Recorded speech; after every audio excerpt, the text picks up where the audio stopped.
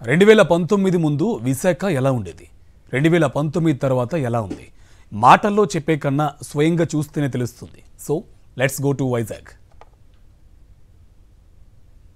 వైజాగ్ ఒకప్పుడు ఇది ఆంధ్రప్రదేశ్లో ఉండేటువంటి ఒక మెట్రోపాలిటన్ సిటీ. బట్ ఇప్పుడు ప్రపంచ పటంలో వైజాగ్ అంటూ ఒక ప్రత్యేక స్థానం నెలకొంది. ఎందుకంటే బీచ్ కారిడార్లు ఉన్నటువంటి ప్రతి పట్టణం కూడా ఇవాళ ఇంటర్నేషనల్ పటంలో కలకల్లాడుతోంది. సో అంతే స్థాయిలో ఇప్పుడున్నటువంటి ప్రభుత్వం వైజాగ్ను ఒక ఇంటర్నేషనల్ డెస్టినీ, ఒక ఇంటర్నేషనల్ సిటీగా దీన్ని అభివృద్ధి చేసింది. ఇక్కడ ఉన్నటువంటి ఇన్ఫ్రాస్ట్రక్చర్ విషయంలో కానీ, టూరిస్టులను అట్రాక్ట్ చేసేందుకు ఏర్పాటు చేసినటువంటి మ్యూజియంలు కానీ, సబ్వేలు కానీ, పార్కులు కానీ ఇప్పుడు వైజాగ్ను అంతర్జాతీయంగా వేరే సిటీతో ఎక్కడ తక్కువ లేకుండా చూపిస్తున్నటువంటి పరిస్థితి కనబడుతోంది. అసలు వైజాగ్ అభివృద్ధి ఎలా జరిగిందో తెలుసుకునేటువంటి ప్రయత్నం చేద్దాం. చూడగానే మాటలు లేవు, మాట్లాడుకోవడాలు లేవు అని డిసైడ్ అయ్యారు కదా. వైజాగ్ వాసులది కూడా ఇదే ఫీలింగ్. ఈ 5 ఏళ్లలో విశాఖ మారిపోయింది. ఎంతలా అంటే అసలు ఊహించలేని విధంగా 4 దిక్కులు ప్రజలు జీవించే పరిస్థితులు ఉంటే అప్పుడు దాన్ని అభివృద్ధి చెందిన ప్రాంతంగా చెప్పుకుంటారు. ఇప్పుడు అలాంటి పరిస్థితి విశాఖలో కనిపిస్తుందా అంటే అవునంటున్నారు స్థానికులు. 2019కి ముందు ఆ తర్వాత అన్న పోలిక తెస్తే 5 ఏళ్లలోనే విశాఖ వెల్ డెవలప్డ్ సిటీగా మారిపోయిందంటున్నారు. ఈ సీహార్స్ మ్యూజియం కానీ, లేకపోతే సబ్మెరైన్ కానీ, ఇలాంటి రకరకాల వుడా పార్కు, లేకపోతే సెంట్రల్ పార్కు. అది మొన్న సెంట్రల్ పార్కులో మేము గ్లో పార్క్ అని ఒక నేషనల్ డిజైన్ కూడా తెచ్చిపెట్టాం. ఆ పార్క్ కూడా మొన్న ఓపెన్ చేయడం జరిగింది. అలాగే మా చుట్టుపక్కల ప్రాంతాలైన సబ్బవరం కానీ, మాడుగుల కానీ, వీటిలో కూడా మేము పార్కులు డెవలప్ చేయడానికి కూడా మొన్న శంకుస్థాపనలు కూడా చేసి వర్క్ పూర్తి చేయడం జరుగుతుంది. ఈరోజు పెద్ద పెద్ద మల్టీ లెవెల్ సంస్థలు కానీ అన్నీ ఇంటర్నేషనల్గా వస్తున్నాయంటే మేము రోడ్లు కానీ, పార్కులు కానీ అభివృద్ధి పరిచి వాళ్ళకి కావలసిన ఇన్ఫ్రాస్ట్రక్చర్ని మేము వాళ్ళకి ఇస్తూ ఈ సిటీని డెవలప్ చేయడంలో విఎంఆర్డీఏ ప్రత్యేక పాత్ర పోషిస్తుంది. ఒకప్పుడు విశాఖ పేరు చెప్పగానే బీచ్, ఋషికొండ వంటి 1-2 ప్రాంతాలు మాత్రమే గుర్తుకు వచ్చేవి. కానీ ఇప్పుడు సిటీలో ఎటువైపు వెళ్ళినా, ఎటు చూసినా విశాలమైన రోడ్లు, ప్రజలకు వినోదంతో పాటు ఆహ్లాదాన్ని పంచే విధంగా పార్కులతో పాటు ఆయుర్వేద మొక్కలతో ఏర్పాటు చేసిన వాకింగ్ ట్రాకులు, ఓపెన్ జిమ్ములు, ఇలా ఒకటేమిటి విశాఖలో ఎటు చూసినా అందము, ఆహ్లాదము, అభివృద్ధి కనిపిస్తుంది. గోవా తర్వాత అంత సీ ప్రదేశం ఉన్న అంటే రోడ్డు ఉన్నది, కారిడార్ మందే కాబట్టి దీనికి కూడా చాలా పార్కులు చేయాలని వైఎస్ రాజశేఖర రెడ్డి పాయింట్ అని, అలాగే సాగర్ నగర్, భీమిల దగ్గర, ఇలా ప్రతి దగ్గర కూడా పాయింట్లు ఇస్తూ పర్యాటకులకి ఆహ్లాదంగా ఉంటూ పక్క రాష్ట్రాలను కూడా వచ్చే విధంగా మేము టూరిజం డెవలప్ చేస్తున్నాం. ఒకప్పుడు స్లమ్ సిటీగా ఉన్న విశాఖ దక్షిణ నియోజకవర్గం ఇప్పుడు గుర్తుపట్టలేని విధంగా మారిపోయింది. ఈ 5 ఏళ్లలో old city clean and green గా మారిపోయింది. నగరానికి గుండెకాయ లాంటి ఈ ప్రాంతాన్ని అభివృద్ధి చేసే ప్రక్రియలో భాగంగా ముందస్తుగా రోడ్ల విస్తరణ చేశారు.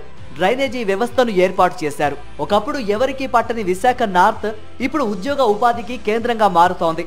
కోట్ల రూపాయల పెట్టుబడులతో ఐటీ తదితర పరిశ్రమలు వచ్చాయి.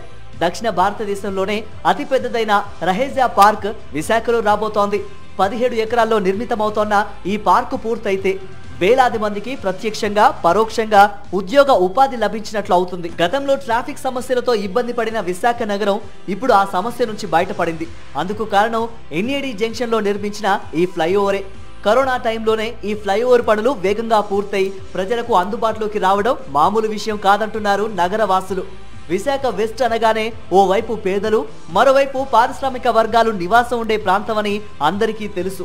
అలాంటి ఈ ప్రాంతం అతి తక్కువ కాలంలోనే మౌలిక వసతులతో పాటు అభివృద్ధికి కేర్ ఆఫ్ గా మారింది. కింగ్ జార్జ్, విక్టోరియా హాస్పిటల్స్ అధునాతన సౌకర్యాలతో రోగులకు అందుబాటులోకి వచ్చింది. మెరుగైన వైద్యంతో పాటు డాక్టర్ల కొరతను తీర్చారు. ఇందుకు గాను 700 కోట్ల రూపాయలను ఖర్చు చేశారు. ఈ హాస్పిటల్స్ తో పాటు విమ్స్ ని కూడా డెవలప్ చేశారు. దేశంలోనే అరుదుగా ఉండే chemical radiology nuclear disaster management centre ని త్వరలోనే ఇక్కడ ఏర్పాటు చేస్తున్నారు. రాష్ట్రం ఏర్పడిన తర్వాత ఎప్పుడూ జరగని అభివృద్ధి కేవలం 5 ఏళ్లలోనే సాధ్యమైంది. అన్ని విభాగాల సహకారంతో విఆర్డీఎంఏ విశాఖను అభివృద్ధి నగరంగా మార్చడంతో ఇక్కడ స్థిర నివాసం ఏర్పరచుకునేందుకు చాలా మంది ఆసక్తి చూపుతున్నారు. హైదరాబాదు తర్వాత కాస్మోపాలిటన్ సిటీగా అన్ని రకాల మతస్థులు కూడా ఉండి ఈ ఊర్లో ఒక అన్నదమ్ముల వాతావరణంతో అందరూ మెలుగుతున్నారు. అలాగే ఇక్కడ క్రైమ్ రేట్ కూడా చాలా తక్కువగా ఉంది. కాబట్టి అన్ని రకాల వాళ్ళు ఇక్కడికి వచ్చి వైజాగ్లో సెటిల్ అవుదామనే ఉద్దేశంతో ఉన్నారు. కాబట్టి వైజాగ్ చాలా త్వరగా డెవలప్ అయ్యి నగరంగా ప్రపంచంలోనే ముందుకెళ్తుంది. పర్యాటకం, ఐటీ, పారిశ్రామిక రంగం ఇలా విశాఖ నలుదిక్కులు అభివృద్ధి చెందుతూ ఆంధ్రప్రదేశ్కి మాత్రమే కాదు దేశానికి గర్వకారణంగా నిలుస్తోంది. వైజాగ్ని ప్రపంచ పటంలో పెట్టే విధంగా ఇప్పుడు ఉన్నటువంటి ప్రభుత్వం పూర్తి స్థాయిలో డెవలప్మెంటల్ యాక్టివిటీని కొనసాగించింది. డబ్బులకు కొదవలేదు, ఎంతైనా ఇన్వెస్ట్ చేసేందుకు రెడీగా ఉంటామనేటువంటి భరోసాని VMRDAకు కల్పించింది. అదేవిధంగా ఫండ్స్ను కూడా వాళ్ళకి అలొకేట్ చేయడం జరిగింది. సో అందులో భాగమే ఇప్పుడు మనం చూస్తున్నటువంటి హెరియర్ మ్యూజియం కానీ ఇప్పుడు ఉన్నటువంటి ఇక్కడ ఉన్నటువంటి బీచ్ క్యారిడార్ అంతా కూడా. వీడియో జర్నలిస్ట్ నాగరాజ్తో రాజ్ కుమార్, సాక్షి టీవీ, ఆర్కే బీచ్ నుంచి. పరిశ్రమలు రాలేదు, రాష్ట్రంలో అభివృద్ధి లేదు అన్న విమర్శలకు చెక్ పెడుతుంది ఆ నగరం. నెగిటివ్ పబ్లిసిటీతో మోసపోవద్దు, కళ్ళారా చూడండి, నిజాలను తెలుసుకోండి ఆహ్వానిస్తుంది ఆ నగరం. ముఖ్యంగా ఐటీ హబ్గా మారిన ఆ నగరం ఎక్కడుంది, భవిష్యత్తులో ఎలా ఉండబోతుందని తెలుసుకోవాలంటే లెట్స్ గో టు సాగర నగరం. అటు చూస్తే ఎత్తైన కొండలు, ఇటు చూస్తే ఎగసిపడే అలలు, చల్లని గాలులతో ఆహా ఏమీ హాయి ఉంది అనిపించే వాతావరణం. ఈ సాగర తీరం చూడగానే అరే ఇది మన వైజాగే అని మీరు అనుకుంటున్నారు కదా? అవును, మన బ్యూటిఫుల్ సిటీ విశాఖనే. అభివృద్ధి ఏది అని అడుగుతున్న విమర్శకులకు ఇలా కనువిందు చేస్తూ కవ్విస్తోంది. పరిశ్రమలు లేవు, రాలేదు, కనిపించడం లేదు అని విమర్శించిన వారందరికీ కూడా సమాధానం ఇచ్చేలా నిలుస్తోంది ఈ కారిడార్. హైదరాబాద్ తో పోలిస్తే ఏపీలో ఎలాంటి ఐటీ కంపెనీలు రాలేదు, ఉద్యోగాలు లేవు అని నెగిటివ్ పబ్లిసిటీ చేసిన వారికి కూడా కళ్ళు తెరిపించేలా వచ్చిన ఐటీ కంపెనీలతో నగరం హైటెక్ హంగులద్దుకుంది. ఇన్ఫోసిస్, టెక్ మహీంద్రాతో పాటు పెద్ద పెద్ద కంపెనీలు ఇక్కడకు తరలివచ్చాయి. ఈ 5 ఏళ్లలో విశాఖలో ఐటీ పరంగా ఎలాంటి డెవలప్మెంట్ జరిగింది అన్న విషయాలను ఇక్కడ పనిచేస్తున్న ఐటీ ఉద్యోగుల మాటల్లోనే తెలుసుకుందాం. ఈరోజు Infosys one of the key service company ఐటీలోనే. అలాంటి ఇన్ఫోసిస్ ఈరోజు మన వైజాగ్లో ఎస్టాబ్లిష్ అయింది. ఆల్రెడీ అరౌండ్ 1000 పీపుల్ దాకా అక్కడ కూర్చొని వర్క్ చేస్తున్నారు. దాంతోపాటు even we got Randstad which is also most reputed company. Along with that రీసెంట్గా మీరు చూస్తే గ్లోబల్ ఇన్వెస్టర్ సమిట్లో అదానీ వాళ్ళు కూడా చెప్పారు కాన్ఫిడెంట్గా దట్ అదానీ డేటా సెంటర్ కూడా మనం వైజాగ్లోనే పెడుతున్నాం. In fact already most of the work is also in progress. ఇవన్నీ ఒక పక్కన పెడితే ఈరోజు మన ఉన్న కరెంట్ సినారియోలో మన ఆంధ్రప్రదేశ్లో Visakhapatnam is the only key city which has the potential and also infrastructure to hold IT. ఉద్యోగాలు మాత్రమే కాదు, కంపెనీలు పెట్టిన ప్రతినిధులు కూడా ఐటీ రంగానికి అందించిన ప్రోత్సాహకాలపై సంతృప్తి వ్యక్తం చేస్తున్నారు. ఇప్పుడు అదానీ డేటా సెంటర్ అని ఇంకా చాలా కంపెనీలు తీసుకొచ్చి మన వైజాగ్లో పెట్టడానికి ఎంతో కృషి చేస్తున్నారు. పాప్కార్న్ బ్యాడ్ పాప్కార్న్ క్రియేట్ చేసి వైజాగ్లో ఏమీ లేదని చూపిస్తున్నారు. దానికి ఎగ్జాంపుల్ నేనే. నా కంపెనీని 10 years బ్యాక్ పెట్టి ఇక్కడ నాకు ఒక కంపెనీకి ఒక బ్రాండ్ క్రియేట్ చేసుకున్నాను. ఈ రోజు కూడా నా కంపెనీ ఒక టాప్ పొజిషన్లో ఉంది. విదేశాల నుంచి కూడా కొందరు ఔత్సాహిక ఐటీ నిపుణులు ఇక్కడ కంపెనీలు పెట్టేందుకు ఆసక్తి చూపుతున్నారంటే అందుకు కారణం పారదర్శక పాలసీలేనంటున్నారు. వైజాగ్ గురించి చాలా నెగిటివిటీ వచ్చేది. ఏది చూసినా ఏదైనా అభివృద్ధి జరుగుతుందంటే ఏదో ఋషికొండను గుండు కొట్టారు, ఇవే ఎక్కువ హైలైటెడ్వి. ఇక్కడ చూస్తే ఐటీ కంపెనీలన్నీ కొండపైనే ఉన్నాయి. ఎంత ఫాల్స్. నేను వచ్చి ఇక్కడ గత 10 రోజుల నుండి అన్ని ఏరియాలను నేను చుట్టుముట్టు తిరుగుతున్నాను. ఐటీ అభివృద్ధి ఎట్లుంది, ఐటీ కార్పొరేట్స్ ఎలా ఉన్నాయి, ఎట్లుంది ఇన్ఫ్రాస్ట్రక్చర్, ఎంత బ్యూటిఫుల్ లొకేషన్ నాకు అనిపించింది. ఇంత మంచి బ్యూటిఫుల్ సిటీని, ఇంత మంచి ఏరియాని, ఇంత cool people, nice people, no ఏ విషయంలో చూసినా వెరీ బ్యూటిఫుల్ ప్లేస్. ఏ యాంగిల్లో చూసినా కనెక్టివిటీ, సీ రూట్స్ కానీ, లేదంటే ఫ్లయింగ్ కానీ, ఎయిర్పోర్ట్స్ కానీ, రోడ్ కానీ, excellent beautiful calm city. IT రంగానికి అన్ని విధాలా అనువైన సిటీగా అప్పట్లో వైఎస్ రాజశేఖర రెడ్డి గుర్తించడం వల్లే కొన్ని ఐటీ కంపెనీలు ఇక్కడికి వచ్చాయన్న విషయాన్ని గుర్తు చేశారు. మనకి ఐటీ డెవలప్ అవ్వటానికి ఉన్నట్టు ఇన్ఫ్రాస్ట్రక్చర్ కానీ అవకాశాలు కానీ ఓన్లీ విశాఖపట్నానికే ఉన్నాయి. నేను విశాఖపట్నంలో చదివాను. నాకు 1977 నుంచి విశాఖపట్నం ఏంటో తెలుసు. ఇప్పుడు ప్రస్తుతం కూడా చూస్తే ఋషికొండ, భీమిలి వరకు బోలెడంత స్థలం ఉంది, బ్యూటిఫుల్ ప్లేసులు ఉన్నాయి, పక్కన సీ కోస్టు. ఇంతకన్నా వేరే సిటీ ఆంధ్రాలో లేదు. ఐటీతో పాటు అనుబంధ పరిశ్రమల అభివృద్ధికి విశాఖను మించిన సిటీ ఈ సౌత్ ఇండియాలో మరొకటి లేదంటున్నారు ఐటీ నిపుణులు. అభివృద్ధి వైపు పరుగులు పెడుతోన్న విశాఖను రాజకీయాలకు బలి చేయవద్దని కోరుతున్నారు. మనం భీమిలి దగ్గర మధురవాడ ప్రాంతంలో ఉన్నటువంటి కొండపైన పూర్తి స్థాయిలో ఐటీ క్యారిడార్ని డెవలప్ చేశారు. అక్కడ ఇన్ఫోసిస్ కానీ హెచ్సిఎల్ లాంటి కంపెనీలు పూర్తి స్థాయిలో వాటి స్థావరాలని వాటి యొక్క ఆఫీసులను ఏర్పాటు చేయడం జరిగింది. అంటే ఇంటర్నేషనల్గా ఉండేటువంటి కంపెనీలు అట్రాక్ట్ చేయాలనుకుంటే పూర్తి స్థాయిలో ఇలాంటి సిటీలకి ఒక స్కోప్ ఉంటుంది. కాబట్టి దానికి అనుగుణంగానే పూర్తి స్థాయిలో ఐటీని అట్రాక్ట్ చేసే విధంగా డెవలప్మెంటల్ యాక్టివిటీ అంతా కూడా పూర్తి స్థాయిలో చేసిందని చెప్పుకోవచ్చు. వీడియో జర్నలిస్ట్ నాగరాజ్తో రాజ్ కుమార్, వైజాగ్.